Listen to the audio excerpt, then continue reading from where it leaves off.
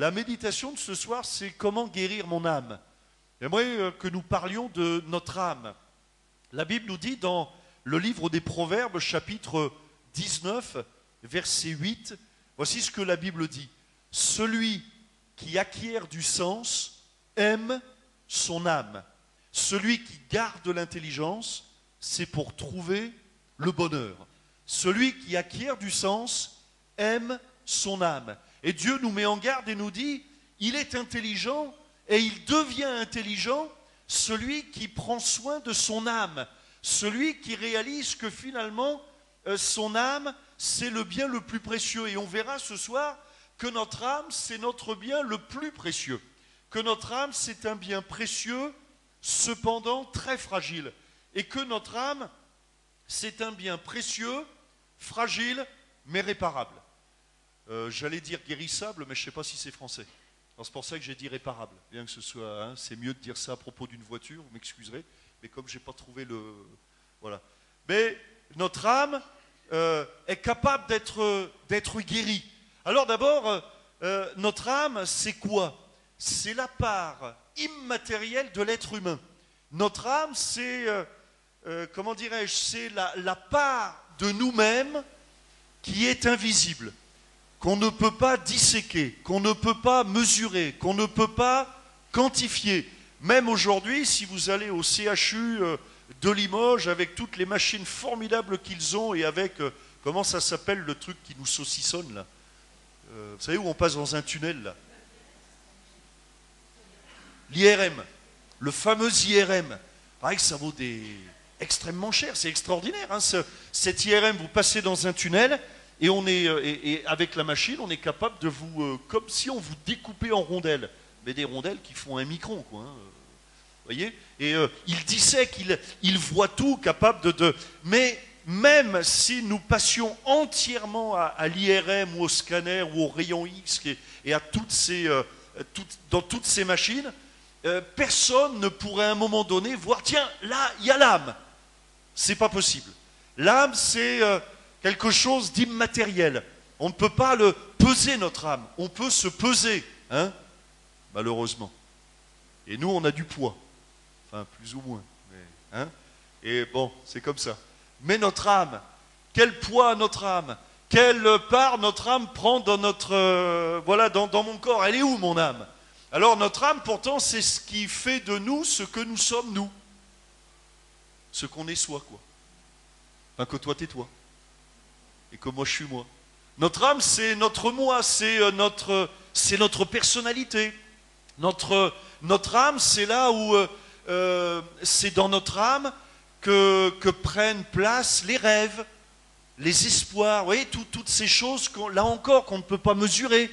C'est dans notre âme, c'est là que se trouvent aussi nos désirs, nos goûts. Et pourquoi l'un, il préfère le rouge et l'autre le jaune, et l'autre, et pourquoi il préfère manger ceci ou cela. Alors bien sûr, vous allez me dire, ça passe par le corps. Mais c'est pas vrai, ça passe pas que par le corps. Avez-vous remarqué qu'avant de manger, on mange déjà en regardant le plat? D'ailleurs, ce soir, c'est une de mes filles qui a fait une sauce pour accompagner les spaghettis. Et je vous avoue qu'à la vue de la sauce, on a constaté qu'il y avait un souci.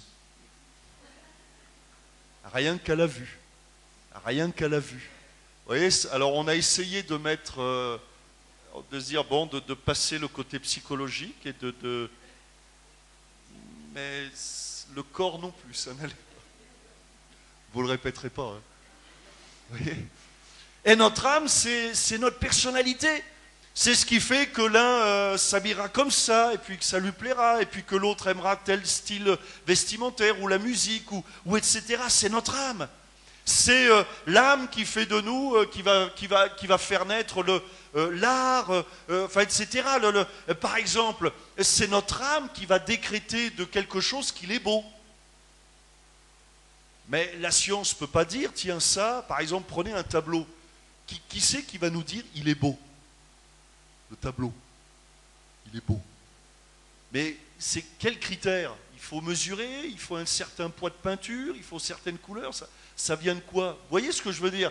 Ça, c'est nous, c'est chacun d'entre nous. On dira, ah bah ouais, il me plaît plus ou moins. Et ça, c'est notre âme. L'âme, c'est le siège de nos sentiments. C'est dans l'âme que naissent l'amour, la colère, la haine. C'est l'âme aussi qui est le siège des aspirations, des désirs.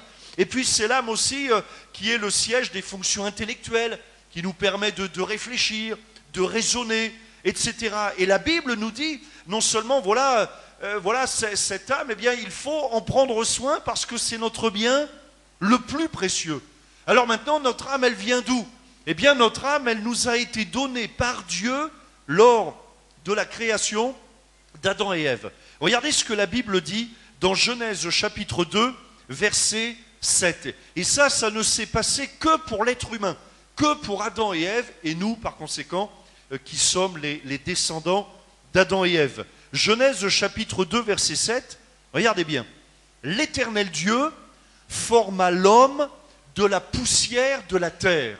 Si on arrêtait là la lecture, eh bien nous serions semblables à tous les végétaux et tout le règne animal, tout ce qui nous entoure. Et finalement, Dieu a créé les animaux, les arbres, les fleurs, enfin tout cela de la poussière de la terre. Hein.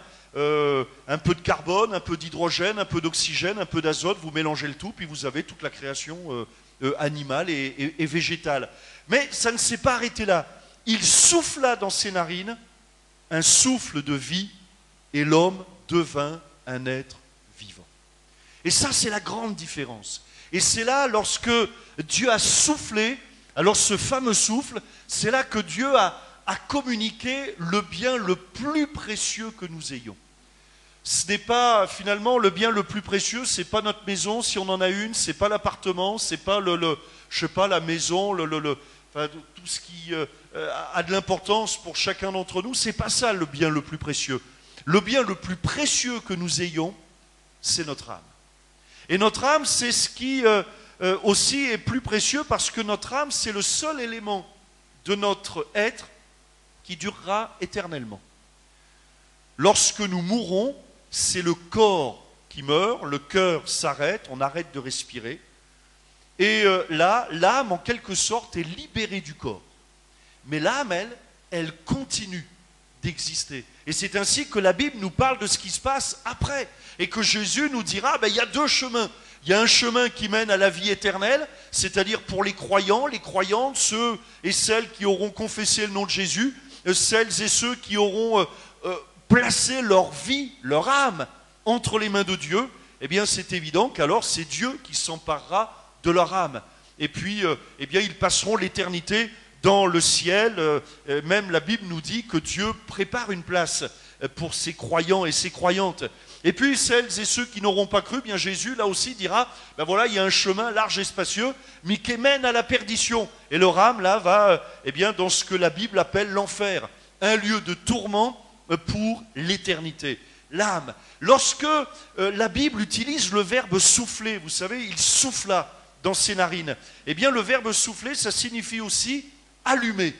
C'est comme si Dieu avait allumé quelque chose dans le cœur de l'être humain. Quelque chose de particulier. Ce qui veut dire qu'en vous, il y a quelque chose qui vient directement de Dieu. En vous, il y a un feu. Il y a aussi le verbe souffler, ça veut dire aussi bouillir. Il y a quelque chose qui est en train de bouillir, bouillant. C'est en gros la vie. C'est pour cela que tous, nous avons non seulement l'instinct de survie, ça c'est évident, mais on va dire ça c'est extrêmement basique, mais plus que ça. Avez-vous remarqué que tous, nous avons envie de faire quelque chose avec notre vie? Oui ou non? Tous, on a des projets. Est-ce que quelqu'un au milieu de nous peut dire, moi, je vis pour vivre, moi, mon seul projet, c'est de manger, de boire et de dormir, et ça me satisfait. Est-ce que quelqu'un peut dire ça? Ça se saurait, ça se saurait. Ça ne nous suffit pas d'avoir le ventre plein. On a besoin de... D'abord, on va utiliser pour l'être humain le verbe épanouir. Est-ce qu'on va dire, je ne sais pas, d'une fourmi qu'elle va s'épanouir? Ça ne va pas aller. Mais on va dire ça d'un être humain, s'épanouir. C'est-à-dire, eh bien, entrer dans ses projets, dans ses rêves. Il y a donc ce souffle, cette comment dirais-je, Jésus, Dieu a allumé quelque chose dans le cœur de chacun d'entre nous, y compris le non-croyant. Il y a quelque chose qui bout en nous, des désirs, des passions, et c'est ce qui fait aussi que parfois on a des frustrations, parce que ça bout en nous. Et parfois, malheureusement, il y a un couvercle qui fait que il y a la pression. Alors Dieu a mis en nous cette vie bouillante, dynamique, avec des projets, des rêves, des espoirs. Il y a un feu en chacun de nous, celui de vivre, de grandir, de faire, d'être, d'exister. Ce qui fait que l'être humain, eh bien, est un bâtisseur. Tous, nous sommes des bâtisseurs. Certains bâtissent avec leurs mains, d'autres avec leur tête, d'autres avec leur voix, peu importe. Mais tous, nous avons non seulement la faculté, mais le désir de faire quelque chose avec notre vie. Et donc la Bible nous dit, celui qui acquiert du sens, il aime son âme. C'est-à-dire qu'il va en prendre soin. Mais comment prendre soin de son âme? Prendre soin de son corps, c'est relativement aisé. Enfin, passer, pas trop de charcuterie, voyez, pas trop de chocolat. On vient de passer lundi de Pâques, là, les œufs, tout ça, il faut les digérer. Voyez, on va dire une nourriture équilibrée, une vie saine, bon, etc. On sait à peu près comment ça marche pour que le corps, il faut prendre soin de son corps, mais comment prendre soin de son âme? Et pourtant, notre âme, c'est le bien le plus précieux que nous ayons. Notre corps, il vieillit, mais notre âme ne vieillit pas. Vous ne trouverez pas de rides dans l'âme. Par contre, vous trouverez des âmes fatiguées, altérées, affamées, blessées, brisées. Et puis vous trouverez des âmes, qui sont épanouies. Alors comment faire? Alors la Bible, Jésus nous dira un jour que sert-il à un homme de gagner tout le monde s'il perd son âme, c'est-à-dire s'il perd son bien le plus précieux. Un corps sans âme, c'est un corps vide. C'est le désespoir, c'est la détresse, c'est le vide, ça ne sert à rien. Que donnerait un homme en échange de son âme? Et Jésus est en train de nous dire, voyez, c'est le bien le plus précieux. Et puis l'homme le plus riche de la terre n'a qu'une âme. Et l'homme le plus pauvre du monde a aussi une âme. La Bible n'accorde pas foi à la doctrine de la réincarnation. La Bible nous dit, il est réservé à l'homme de mourir une seule fois. Il nous a été donné une âme. Il nous a été donné une seule vie. Et par conséquent, la Bible nous dit, alors, prends soin de ton âme. Parfois, il y a des tas de choses dont nous prenons soin, et puis nous oublions que notre âme, elle peut être abîmée. Parce qu'en effet, l'âme est un bien précieux, c'est le deuxième point, mais fragile. L'âme est précieuse et fragile. Et l'âme, tout comme le corps, peut être malade, agressée, blessée, salie ou souillée. Regardez ce que dit la Bible. Psaume 107, verset 9. Il a satisfait l'âme altérée. Vous voyez, on peut avoir une âme qui est altérée. Il a comblé de bien l'âme affamée. Mais ça veut dire quoi, une âme altérée? On pourrait on pourrait prendre un autre terme peut-être plus compréhensible, c'est parler tout simplement de cœur brisé. Qu'est-ce que c'est que quelqu'un qui vit par exemple dans la dépression? C'est son âme qui est brisée. C'est son cœur. Quand on dit le cœur, on ne parle pas du muscle cardiaque, on parle de notre âme. Quelqu'un peut dire, mais je suis brisé, je suis fatigué, je suis lassé, je n'en peux plus, je suis au bout du rouleau. Qu'est-ce que ça veut dire? Ça ne veut pas forcément dire, je suis vieux, je n'en peux plus. C'est pas ça. Ça veut dire, il y a quelque chose en moi. Vous savez, quand on dit le ressort est cassé, je trouve que c'est une belle image. Vous prenez une montre, c'est à l'intérieur de la montre, ça ne se voit pas, mais les aiguilles ne tournent plus, il y a quelque chose. Mais ça ne vient pas des aiguilles, le problème. Ça ne vient pas de l'extérieur, ça vient qu'à l'intérieur, le ressort est cassé. Et c'est l'âme qui est altérée, ou parfois elle est affamée. C'est-à-dire qu'on n'est pas satisfait. Une âme affamée, c'est quelqu'un qui a pris conscience qu'il lui manque quelque chose. Et comment combler une âme? Comment guérir une âme? Regardez ce que dira Jésus dans l'évangile de Matthieu, chapitre 10, verset 28. C'est une parole forte, je trouve. Ne craignez pas ceux qui tuent le corps et qui ne peuvent tuer l'âme.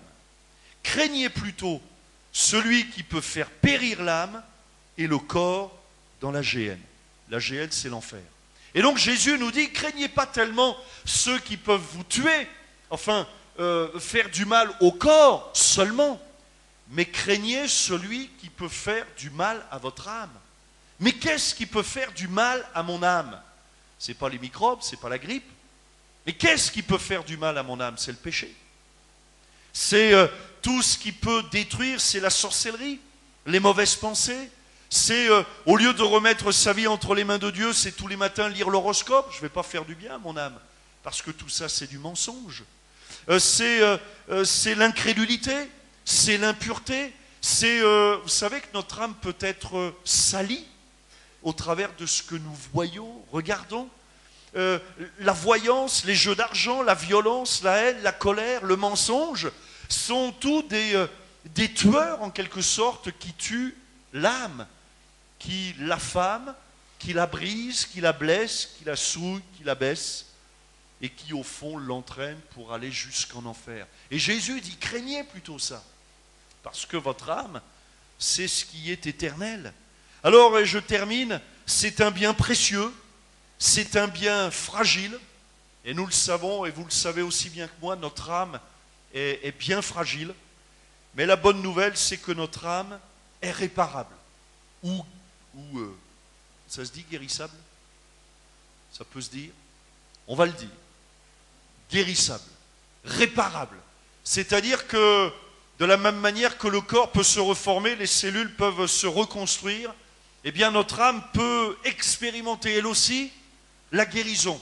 La Bible nous dit dans le psaume 19, verset 8, la loi de l'Éternel est parfaite, elle restaure l'âme. C'est un verset que j'aime beaucoup, parce qu'il y a dans ce verset on pourrait dire presque tout le message de l'Évangile. La Bible nous parle de loi, et il y a des lois. Et j'aimerais vous dire qu'il y a des lois qui détruisent, la loi des ténèbres, la loi du diable, la loi du mensonge, la loi de l'hypocrisie, la loi de l'incrédulité, la loi du royaume du diable, la loi de l'éloignement de Dieu. Toutes ces lois détruisent. Mais il y a une loi qui est parfaite. Elle est parfaite, la loi de Dieu, parce qu'elle s'adresse à tout le monde.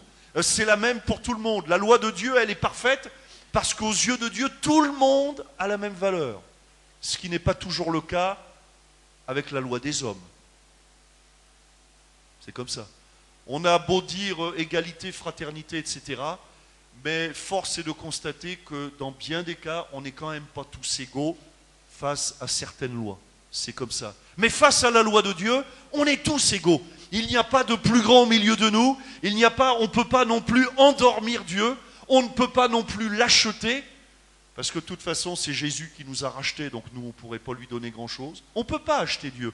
On ne peut pas amadouer Dieu. On ne peut pas l'aveugler, parce que Dieu n'est pas un vieillard qui croupit, vous savez, sur le plafond de la basilique, vous savez, à Rome, là où ils sont en train en ce moment de s'en occuper parce que les peintures vieillissent, mais Dieu ne vieillit pas.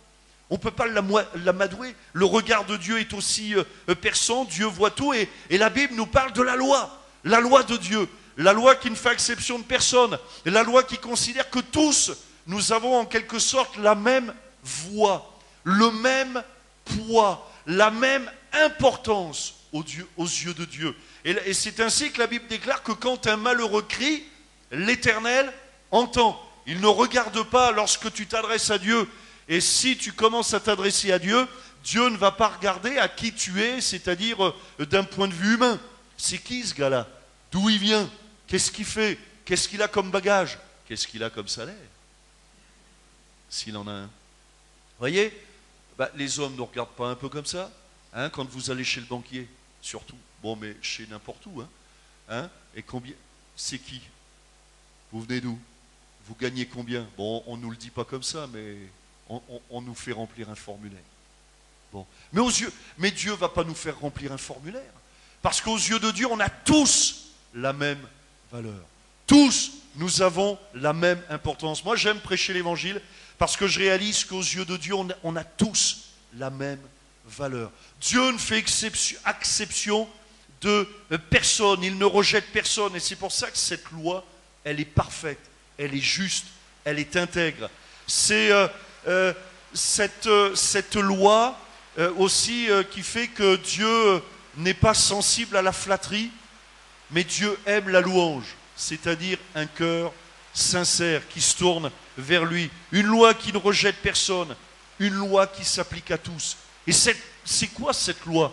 C'est la loi de la guérison, c'est la loi de la repentance, c'est la loi de la foi. Jésus un jour dira à Marthe et Marie, qui avaient leur frère qui était mort, si tu crois, tu verras la gloire de Dieu. Ça veut dire quoi? Ta prière, elle a de l'importance. Ta prière a de la valeur. Ta prière est prioritaire. Dès que je m'adresse à Dieu, mon dossier est mis au-dessus de la pile. D'ailleurs, il n'y a pas de pile. Tous nos dossiers sont importants. Je ne sais pas comment Dieu fait, mais c'est comme ça. Nous, on classe, Dieu ne classe pas. Il règle les problèmes, les difficultés. Il répond. C'est la loi de la miséricorde. Dieu nous accorde le pardon au travers de Jésus, afin que quiconque croit en Jésus ne périsse pas. Quiconque, et qu'il reçoive la vie éternelle. Jacques, chapitre 1er, verset 21, nous dit, c'est pourquoi, rejetant toute souillure et tout excès de malice, recevez avec douceur la parole qui a été plantée en vous et qui peut sauver vos âmes. Est-ce que je peux demander aux musiciens de revenir? Et je termine avec cette pensée. Si Dieu nous parle du salut de notre âme, c'est que notre âme aussi peut être perdue. Alors on peut être perdu dans tous les sens du terme. Je veux dire, on ne sait plus où on en est, on ne sait plus où on va. Bon, c'est une forme de perdition. Mais la perdition la plus grave, c'est d'être perdu aux yeux de Dieu, de s'être éloigné de Dieu, de vivre sans Dieu. Et être perdu, c'est en un mot être condamné à passer l'éternité en enfer. Mais Jésus est venu pour racheter notre âme. Il a donné sa vie en échange de notre âme. Parce que voyez-vous, si parfois nous n'avons pas conscience de la valeur de notre âme, Jésus a conscience de la valeur de notre propre âme. Vous avez bien entendu? Jésus a conscience que notre âme a de la valeur. Et on a tellement conscience qu'il n'a pas hésité à donner sa vie, à mourir pour chacun d'entre nous, afin de nous racheter, la Bible nous dit, de la vaine manière de vivre, c'est-à-dire de sauver littéralement notre âme, afin que notre nom soit inscrit dans le livre de vie. Et puis un dernier verset, ce sera vraiment la conclusion, un verset que les croyants connaissent bien dans Matthieu 11, 29, et c'est une invitation. Et je termine par cette invitation.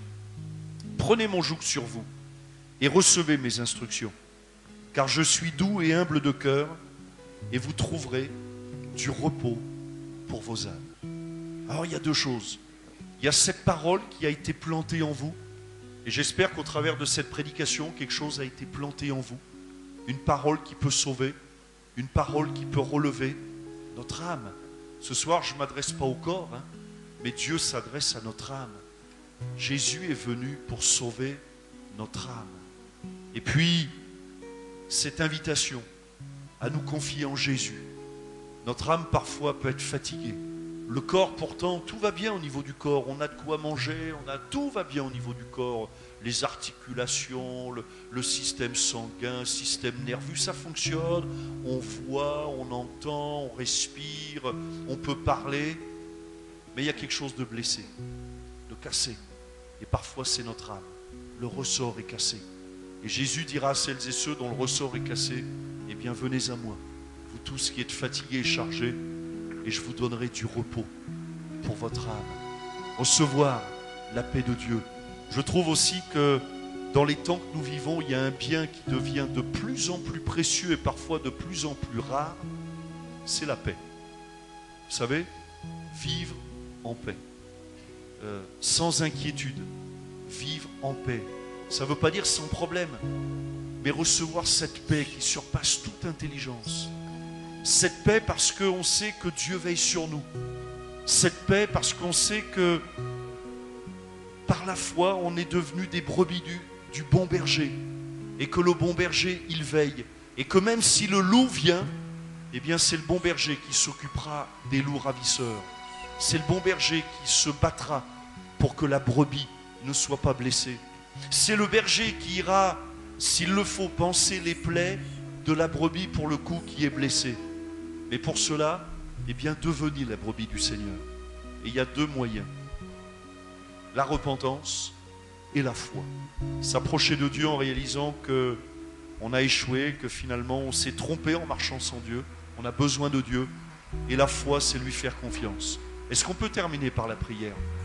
Notre bon Père Céleste, nous te remercions parce que tu as envoyé ce bon berger qui n'est pas un mercenaire venu nous sauver par amour du gain pour recevoir quelque chose de notre part, mais tu es venu par amour et tu es venu chercher et sauver ce qui était perdu.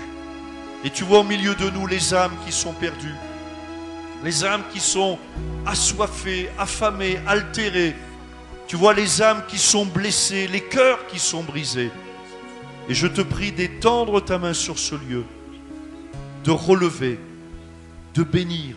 Et je te prie aussi de nous permettre de réaliser que nous avons tous un bien précieux, c'est notre âme.